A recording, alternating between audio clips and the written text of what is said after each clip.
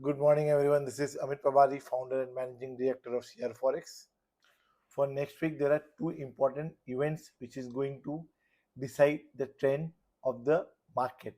First is geopolitical escalation between Israel and Iran. If it de-escalates, there will be a cool-off in oil prices. Otherwise, it will have a pressure on oil. Second event which is important is there are three central bank meetings. First is Bank of Japan meeting, second US Federal Reserve meeting, and third is Bank of England's meeting. Let us understand all of the event and then decide what is the outlook for dollar rupee pair for coming days. Let me start with oil. If you remember, in last week video we discussed that there is higher probability that crude oil price can move higher and move towards 70 to $72 per barrel. At that point of time, I was not aware that some geopolitical tension might arise. Only charts were telling us a story that oil will move higher. Now let us understand what is the chart of oil is telling us. The chart of oil is telling us a simple story that 78 is a very important resistance for WTI crude. If that breaks, then it can move higher towards 80, 84, 88 and a final target of 95. We do not have to explain you that any escalation between Israel and Iran can take crude oil prices to the that level. If it de-escalate, then crude oil price might settle between $65 per barrel to $70 per barrel. Now the first central bank meeting is Bank of Japan's meeting, which is on 17 June. Bank of Japan was the only central bank which is increasing the interest rate. They have last increased the interest rate by 0.25 basis point in January 2025. After that, in March and May, they had paused. Now we are expecting that probably in this meeting also they are not going to increase the interest rate. There are two important reasons why we expect Bank of Japan is not going to increase the interest rate. First, we have been able to understand that the growth is slowing and their economy is fragile. Second, Japan is the economy which is more dependent on export. Currently, there is a tough negotiation going on between US and Japan, which is under question mark whether the negotiation will end in favor of Japan or not.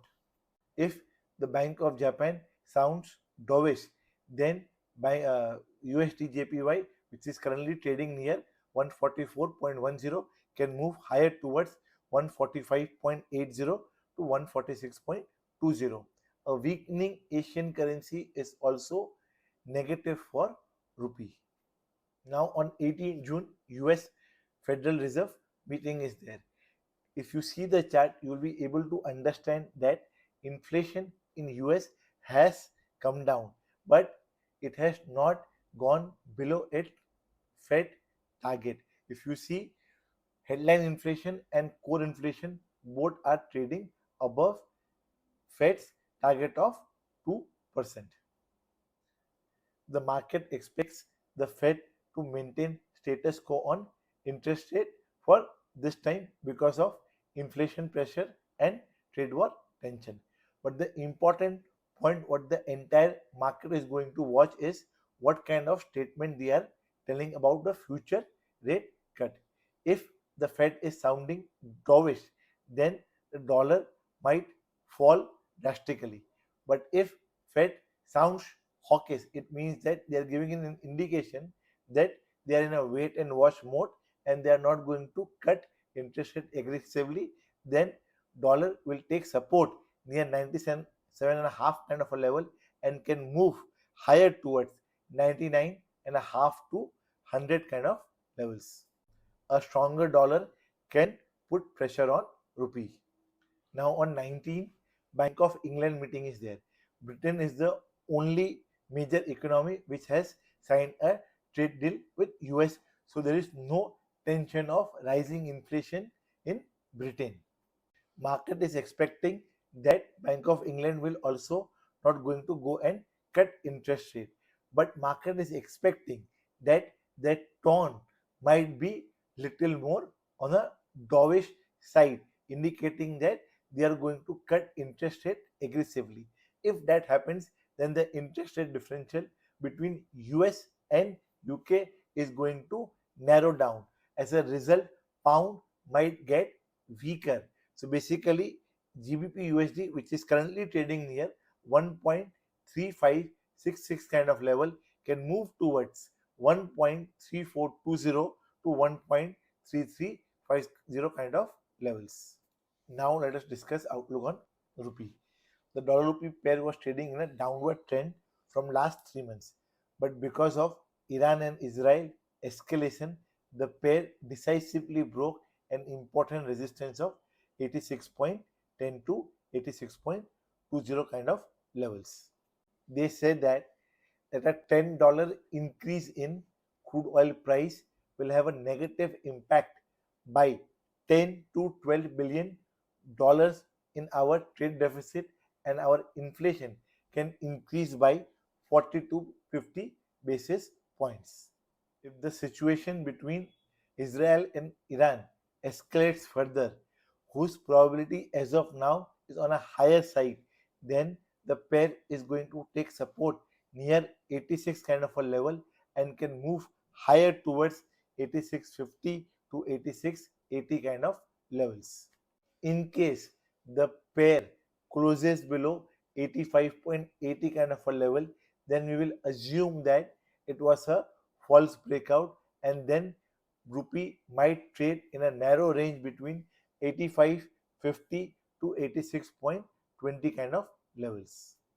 Now let us discuss strategy for thin margin exporters like agri exporter or chemical exporter. Most of them have taken their costing near 85.50 to 85.80 kind of levels.